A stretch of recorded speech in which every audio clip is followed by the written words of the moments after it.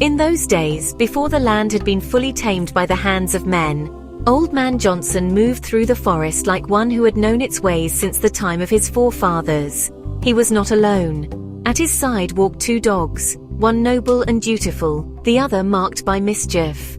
The husky, Tomas, carried himself with the measured dignity of those who toil without question. The malamute, Manny, was different. He was restless, forever probing the limits of his own cunning. When the three men, two upon four legs, one upon two, went to hunt the wild ducks that filled the skies in great number, Tomas was always the first to return, bearing the weight of his master's fortune. Manny, true to his ways, brought fewer spoils, his mind always wandering, his steps never quite sure.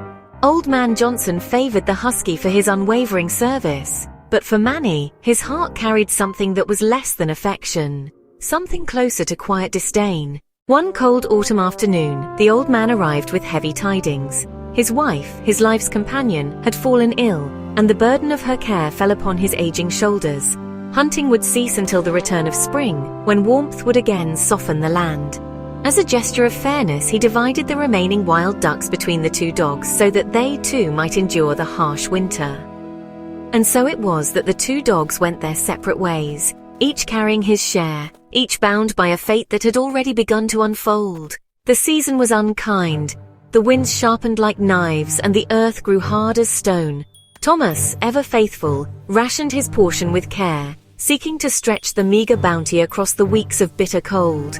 But hunger has its own will, and soon even the most careful hand cannot hold back its wrath. His pups grew thin, their eyes grew hollow, and still he pressed on, believing that loyalty itself might shield them from the cruelty of the world. Manny was different. Manny had kept what the old man did not know. He had given only half of his true wealth, holding back enough to endure what he had foreseen. His pups did not shiver in the darkness. His family did not starve. Spring arrived, as it always does, bringing warmth where before there had been none. Old Man Johnson, eager to return to the hunt, walked to the watering hole where he had agreed to meet the two. Beside him stood Manny, his coat thick, his belly full, but Tomas was not there. They found him in a glade near the pond where the ducks gathered in great numbers. His body lay still, his pups pressed against him in their final rest. The winter had taken what loyalty alone could not save.